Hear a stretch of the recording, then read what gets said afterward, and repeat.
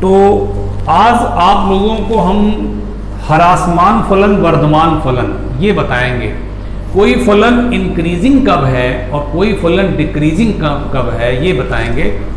तो इसकी पहले आप कॉन्सेप्ट को क्लियर करिए। जैसे कोई फलन मैं ले रहा हूं, मान लीजिए फलन है f x equal to x square, जहां x जो है वास्तविक संख्या को लेना है। अब देखिए ध्यान से कि x का मान और f(x) का मान हम सापेक्षता चलाएंगे। x का मान -2 लें तो f(x) का मान कितना आएगा? 4 आएगा। f(x) का मान 2 लें, नहीं x का मान -2 लें तो f(x) का मान कितना आएगा? -2 का वर्ग 4। और थोड़ा इससे कम करिए, -1.5 कर लीजिए, कम ना करिए, इससे ज्यादा करिए। -2 से ज्यादा -1.5 है 1.5, तो कितना हो जाएगा? 9/4। ये मैं ज्यादा कर रहा हूं, अब देखिए ये कम होता जा रहा है। फिर और ज्यादा करिए, -1/2, कितना आ जाएगा? 1/4। ये मैं ज्यादा कर रहा हूं और ये कम हो रहा है। और फिर आप जाके -1.5 के बाद ये -1 थोड़ा सा ऐसे कर, -1 पे कितना हो जाएगा? 1 हो जाएगा। फिर -1/2 करिए, 1/4 हो जाएगा। फिर 0 करिए तो देखिए आपका 0 रहेगा। ये आप देखिए ध्यान से कि हम x की वैल्यू बढ़ाते जा रहे हैं तो f(x) की वैल्यू घटते जा रही है। x की वैल्यू हम बढ़ा रहे हैं तो f(x) की वैल्यू घट रही है। एक दूसरा ग्राफ देखिए x f(x) का, ध्यान से देखिएगा। ये हम बाएं पक्ष में थे, बाएं पक्ष में मतलब माइनस होता है, मूल बिंदु के बाएं, ये वाला। अब हम दाएं पक्ष की बात कर रहे हैं। देखिए 2 लीजिए आप, 2, x बराबर 2, तो f(x) का मान कितना आएगा? 4। ठीक है। अब आप और कम, इससे कम करिए, इससे कम करिए या ज्यादा करिए, या 0 शुरू करें, 0 शुरू करें। 0 पे 0 रहेगा, x का मान 0 लेंगे तो f(x) का मान 0 आएगा। और थोड़ा बड़ा करिए, 1 लीजिए, x का मान 1, f(x) का मान 1 आएगा। ठीक है। 1/2 करिए, वो इससे ज्यादा करिए, 3/2 करिए, कितना आएगा? 9/4। देखिए x का मान भर रहे हैं तो f(x) का मान प्राप्त हो रहा है। फिर 1.5 के बाद 2 रखिए, 2 पे 4 आ जाएगा, देख रहे हैं। और रखिए, 2.5 रखिए, 3 रखिए, 3 रख दीजिए, 3 पे कितना आ जाएगा? 9 आ जाएगा। अब देखिए दोनों को ध्यान से, यहां पर x का मान आप बढ़ा रहे हैं, देखिए बढ़ा रहे हैं मान x का, तो f(x) का मान घट रहा है। 4 से कम है ये, इससे कम ये है, इससे कम ये है, इससे कम ये है। मतलब x का मान बढ़ा रहे हैं तो f(x) का मान घट रहा है। और यहां x का मान बढ़ा रहे हैं तो f(x) का मान भी बढ़ रहा है। यहां अनुकूलता है, x का मान जैसा व्यवहार कर रहा है वैसा ही व्यवहार f(x) का मान भी कर रहा है। मतलब x बढ़ रहा है तो f(x) भी बढ़ रहा है। यहां x बढ़ रहा है तो f(x) घट रहा है। जब प्रतिकूल व्यवहार हो तो फलन ह्रासमान होता है, और जब अनुकूल व्यवहार हो तो फलन वर्धमान होता है। अब देखिए मैं इसका आपको दिखा रहा हूं। ये जो मैंने आंकड़ा दिया है, -2 से मैंने शुरू किया, मान लीजिए -2 इधर ही तो होगा, -2 पे 4, तो 4 ऊपर जाएगा। मान लीजिए 4 ये था तो यही ना जाएगा ऊपर, और -3/2 कम हो गया, फिर 9/4। देखिए अब ये बाएं से क्या जा रहा है? दाएं जा रहे हैं। -2, -1, 0, तो बाएं से दाएं जा रहा है ना, तो ये आपका जो चित्र बनेगा ऐसे बनेगा, 0 पे आके रुकेंगे तो ऊपर से नीचे आ रहा है। मतलब x का मान आप बढ़ाते जा रहे हैं तो f(x) का मान ऊपर से नीचे आ रहा है। ऊपर से नीचे आने का मतलब ह्रासमान है। यहां पे क्या है? फलन ह्रासमान है, ह्रासमान। मान है। क्यों? क्योंकि देखिए x की वैल्यू जो है बढ़ रही है, x की वैल्यू बढ़ रही है, तो fx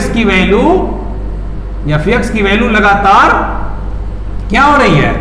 घट रही है, ये घट रही है।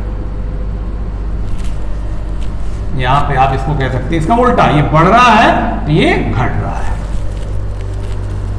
तो कहने मतलब ये अभी यहां लिखने की जरूरत नहीं है, इसको मैं परिभाषा में लिखवाऊंगा। बस इतना मोटा मोटा समझिए आप कि फलन ह्रासमान तब होता है जब x के मान के प्रतिकूल fx का मान व्यवहार करता है। x का मान बढ़ रहा है तो fx का मान घट रहा है। जैसे ऐसे देखिए x की वैल्यू इस पर चला रहे -2 उससे बड़ा, -1 उससे बड़ा 0। तो जैसे जैसे x की वैल्यू बढ़ा रहे हैं वैसे वैसे fx का मान ऊपर से नीचे आ रहा है। देख रहे हैं? अब इस पर आइए, देखिए x का मान 0 है तो fx का मान 0 यही शुरू होगा। x का मान 1 है तो fx का मान भी 1 है, ऐसे जा रहा है। फिर x का मान देखिए 1.5 है तो fx का मान 2 से ज्यादा है और ऊपर जा रहा है। x का मान 2 है तो fx का मान 4 है और ऊपर जा रहा है। x का मान 3 है, fx का मान 9 है। तो देखिए आप जब मूल बिंदु से दाईं तरफ चलते हैं तो fx का मान बढ़ता है और x के मान के बढ़ने के साथ साथ fx का मान जब बढ़ता है तो फलन वर्धमान है। और यहां x के मान के बढ़ने के साथ साथ fx का मान घट रहा है तो फलन ह्रासमान है। तो आप इस चार्ट को समझ सकते हैं, यहां पे लिख सकते हैं fx वर्धमान है। तो ये मैटर केवल मैं समझाने के लिए आपको बताया हूं, मतलब आप फेयर कॉपी पे ये नोट कर सकते हैं समझने के लिए, लेकिन इसकी परिभाषा एग्जाम में परिभाषा जब आएगी तो वो मैं लिखवाने जा रहा हूं। तो अभी आप इतनी बात से ये समझे हैं कि x के मान के आधार पर अगर fx का मान अनुकूलता में है, x के बढ़ने पर fx बढ़े तो फलन वर्धमान, x के बढ़ने पर fx घटे तो फलन ह्रासमान। समझ रहे हैं? तो इसकी परिभाषा मेन है, लिखिए परिभाषा। परिभाषा एग्जाम में आती है कि वर्धमान फलन और ह्रासमान फलन से क्या समझते हो। कोई फलन fx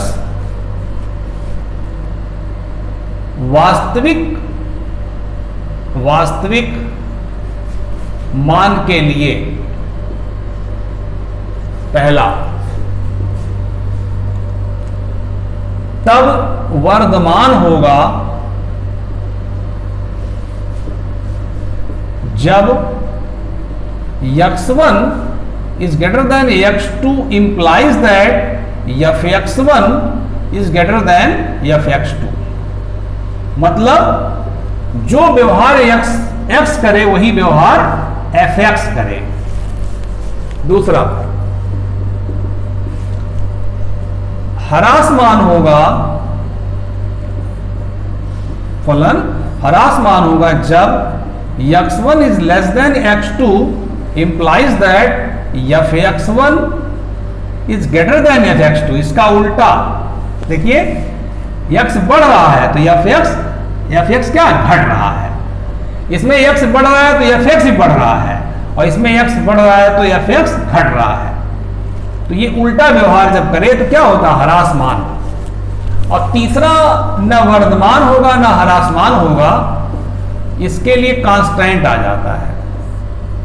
न वर्धमान होगा और न ही ह्रासमान होगा जब fx बराबर c अचर आ जाए हो। अब इसको थोड़ा चित्र से समझ लीजिए। देखिए इसका चित्र आप बना दीजिएगा कि परीक्षा में जब परिभाषा पूछेगा तो ऐसे बढ़िया से लिख दीजिएगा और उसका चित्र भी दे दीजिएगा। देखिए पहले का चित्र दे दीजिए वर्धमान के लिए, वर्धमान फलन के लिए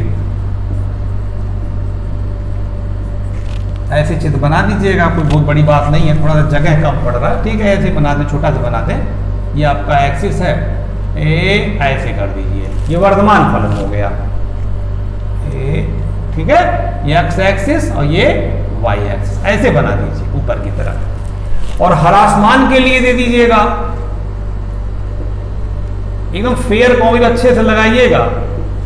हाँ, हरासमान के लिए देखिए एक्सिस बना दीजिए और इसको ऐसे कर दीजिए, ऐसे देखिए ऊपर से नीचे आ रहा है, ये नीचे से ऊपर जा रहा है और ये ऊपर से नीचे आ रहा है। और तीसरा कांस्टेंट के लिए क्या कर देंगे, एक्स एक्सिस ऐसे वाई एक्सिस दिखा दीजिएगा, एक्स एक्सिस है ये आपका वाई एक्सिस है, ठीक है। कांस्टेंट के लिए ना ऊपर जाएगा नीचे, ऐसे कांस्टेंट एक रेखा बना दीजिए। ये अचर फलन है, ये ह्रासमान फलन है, ये वर्धमान फलन है। तो परिभाषा हो गई। अब आप देखिए, अब आप मन में सोच रहे होंगे कि अवकलन का प्रयोग कहां हुआ। तो अब बताने जा रहे हैं कि सवाल कैसे लगेगा। ये तो बात हो गई कॉन्सेप्ट की, समझ में बात आ गई, लेकिन अब क्वेश्चन लगाने के लिए अवकलन का प्रयोग करेंगे। तो अब हेडिंग डालिए, अवकलन के प्रयोग से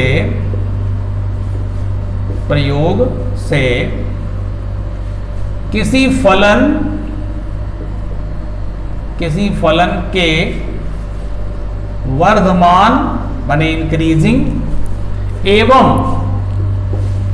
हरासमान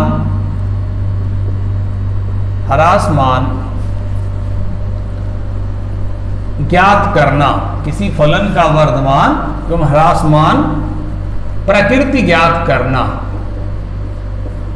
प्रकृति ज्ञात करना। तो ये हेडिंग आप डालें कि अवकलन के प्रयोग द्वारा, by use of derivatives we have to find increasing and decreasing function. मतलब कोई फलन आपको दिया जा रहा है, वो फलन इंक्रीजिंग है या वो फलन डिक्रीजिंग है, ये आप अवकलन के प्रयोग द्वारा पता लगाइए। ठीक है, देखिए कितना आसान होता है, ये विधि है, तरीका बता रहे हैं। जैसे मान लीजिए एफ एक्स आपको दिया गया है ना, एफ एक्स ज्ञात है, तब पहला यदि एफ डैश एक्स निकालने पर 0 से बड़ा आ जाए, एफ डैश एक्स निकालने पर 0 से बड़ा आ जाए, तब आने पर एफ एक्स वर्धमान होगा। तीसरा, एफ डैश एक्स 0 से कम आ जाए, आने पर एफ एक्स ह्रासमान होगा।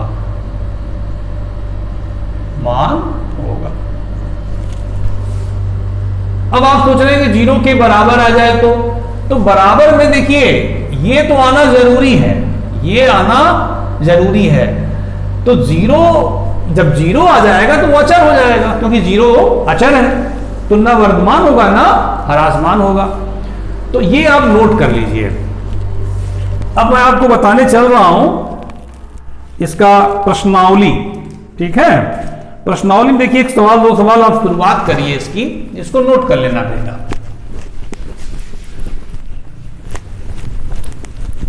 देखिए 0 मिलेगा नहीं, 0 मिलेगा नहीं, 0 से बड़ा मिलेगा या 0 से कम मिलेगा।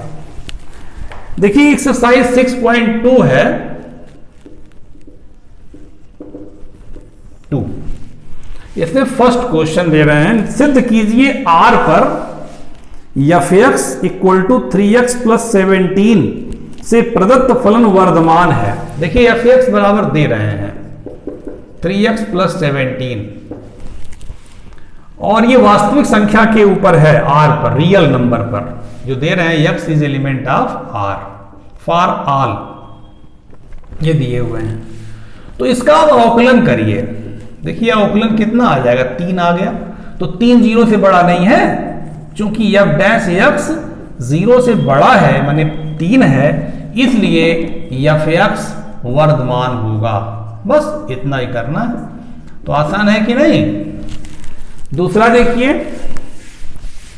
दूसरा बता रहे हैं,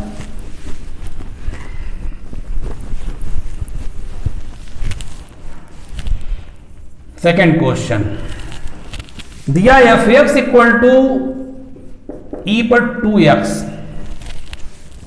दिखाना है कि सिद्ध कीजिए वर्धमान है कि नहीं, इंक्रीजिंग फंक्शन है कि नहीं। तो एफ डैश एक्स निकालिए, तो ई पर 2x का ई पर 2x हो गया और 2x का करेंगे तो 2 हो जाएगा, ये आ गया।